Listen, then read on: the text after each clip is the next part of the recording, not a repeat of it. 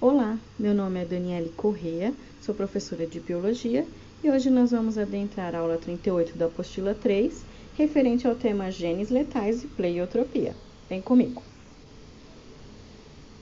Bom, nas aulas anteriores nós pudemos verificar a primeira lei de Mendel, onde nós temos uma proporção de 3:1, que é a proporção de 3 dominantes para 1 recessivo, e podemos ver a exceção, né, ou as exceções a essa regra da primeira lei de Mendel, onde nós podemos comprovar a existência de uma proporção de 1:2:1, que são os casos de dominância incompleta e codominância. Lembrando que dominância incompleta é um caso em que nenhum gene domina o outro, tá? Então, nós temos aí um fenótipo intermediário. Por exemplo, no cruzamento de uma galinha preta com um galo branco, nós temos aí filhotes cinzas, ou seja, nem o preto nem o branco domina sobre o outro, tá? Há uma mistura dos dois. E no caso da codominância, os dois prevalecem. Então, no cruzamento de uma vaca branca com um boi preto, os filhotes nascem malhados, ou seja, preto e branco, tá? Isso significa que nenhum domina sobre o outro, os dois prevalecem e os dois vão estar presentes, certo? Agora nós vamos ver outras exceções à regra do Mendel, tá? Que é a questão dos genes letais e da pleiotropia. O que seriam genes letais? As mutações que ocorrem nos seres vivos são totalmente aleatórias e às vezes surgem variedades genéticas que podem levar à morte do portador antes do nascimento ou, caso ele sobreviva, antes de atingir a maturidade sexual.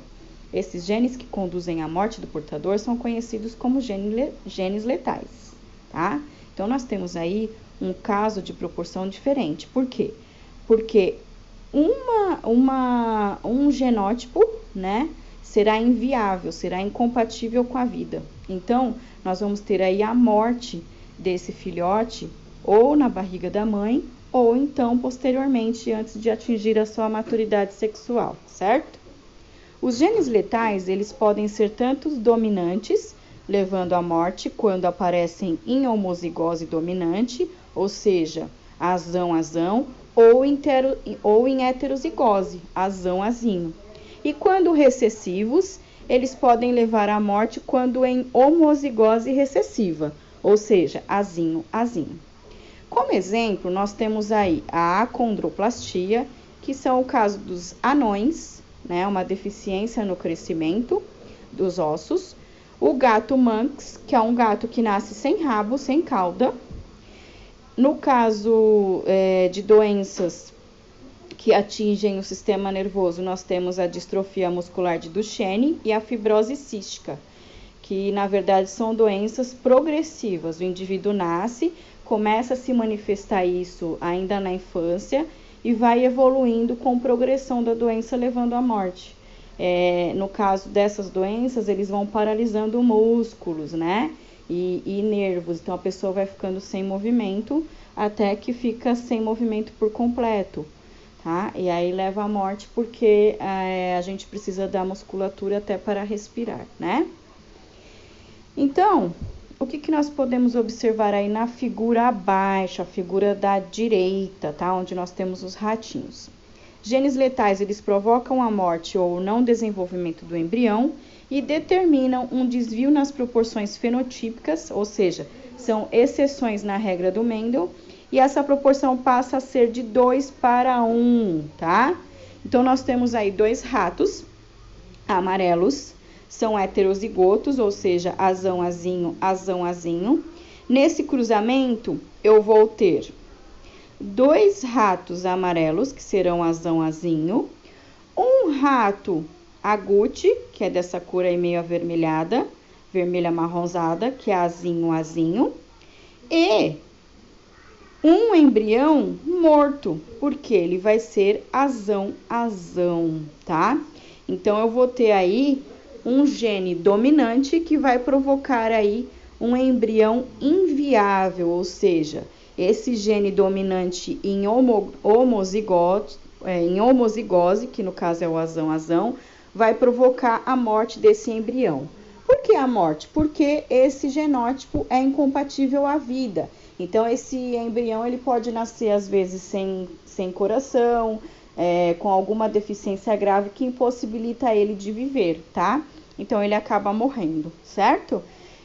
Então, no final, como esse embrião azão nasce morto, nós ficamos somente com os genótipos azão-azinho e azinho-azinho. Então, na verdade, eu tenho 2 ratos amarelos para 1 agute. Ou seja, eu tenho a proporção de 2 para 1, tá? Então, essa seria a nova proporção, porque um morreu. Então, enquanto na dominância incompleta e a codominância, eu tenho aí uma proporção de 1 para 2 para 1, aqui eu vou ter uma proporção de 2 para 1. Por quê? O outro 1, ele morre. Então, eu vou ter só 2 ratos amarelos para 1 agute, tá? Do outro lado, nós temos aí o gato Manx, tá? É um gato sem cauda. Um alelo letal, ele causa morte pré ou pós-natal, ou então produz uma deformidade significante, que aqui no caso, o gatinho nasce sem a cauda, tá? Ele até sobrevive, mas sem a cauda. Ele tem esse tipo de deficiência, certo?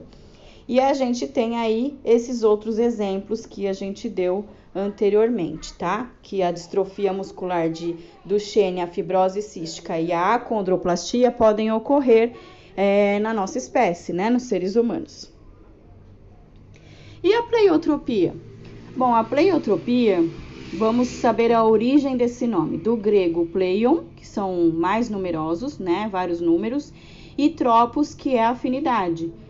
É o fenômeno em que um par de genes, alelos, condiciona o aparecimento de várias características no mesmo organismo. Então, o que eu vou ter na pleiotropia?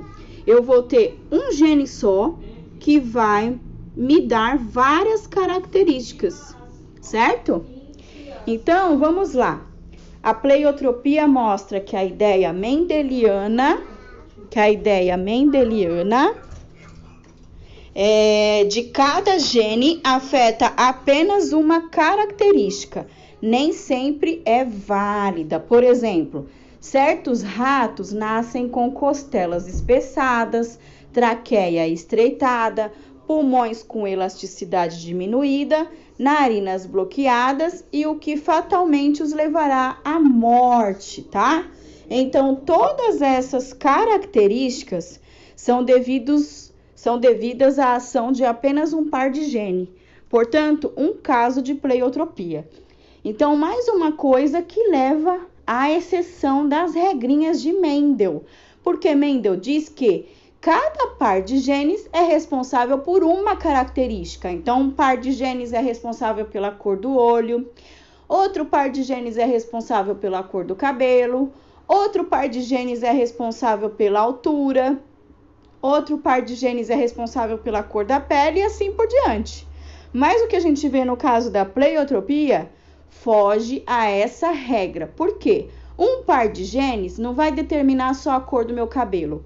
Um par de genes vai determinar a cor do cabelo, cor da pele, cor da sobrancelha, dos cílios. Então, um par de genes vai ser capaz de produzir várias características. Aonde a gente observa isso? Então, temos algum exemplo.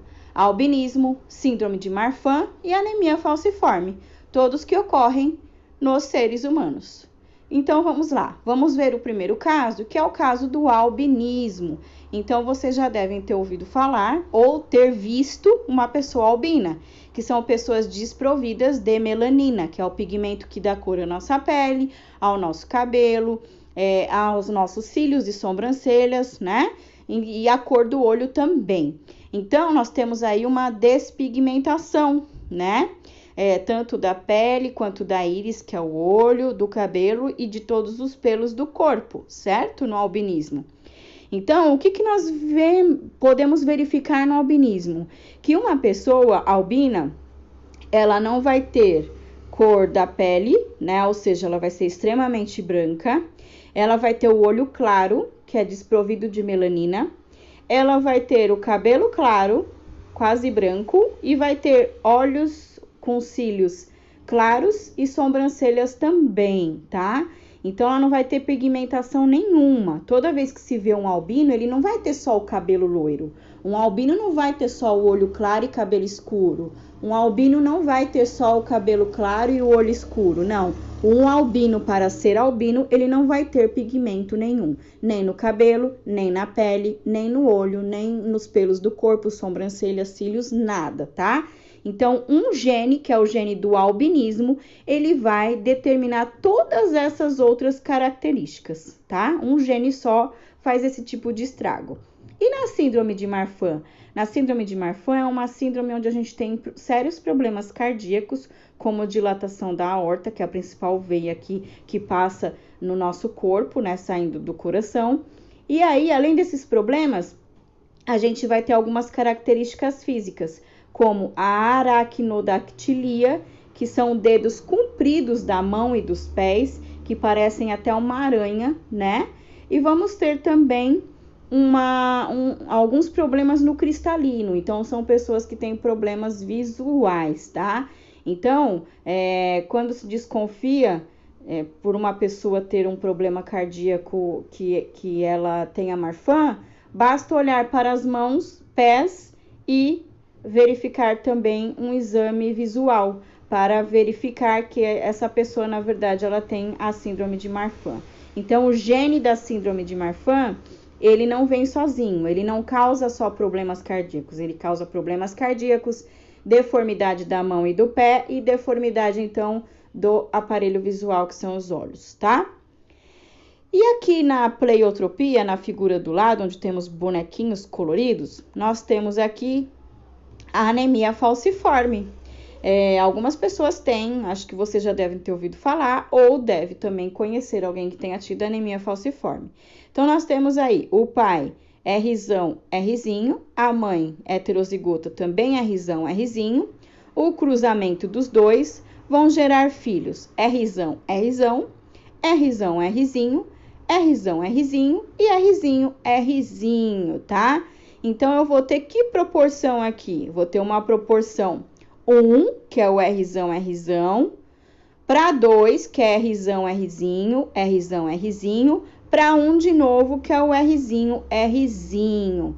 Só que se a gente for observar aí, nessa figura, a única pessoa que será doente será o bonequinho em vermelho, que seria o Rzinho, Rzinho, tá? Seria o recessivo. Então, nós vemos aí que o pai e a mãe são portadores. Por que são portadores? Porque eles carregam o gene da doença, que é o Rzinho. O bonequinho, filho em azul, ele é Rzão, Rzão. Então, ele não tem nem a doença, nem é portador, porque ele não tem o Rzinho.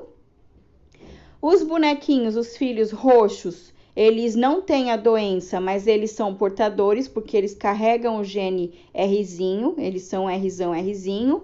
E o vermelho vai ser doente, porque ele tem o Rzinho, Rzinho em duplicidade. Então, ele vai ser doente uma vez que esse gene recessivo é o responsável pela doença, tá? Então, esse filho vai ser doente, certo? Vai ter anemia falciforme. Ok? E na anemia falciforme, a gente tem um gene que determina várias características.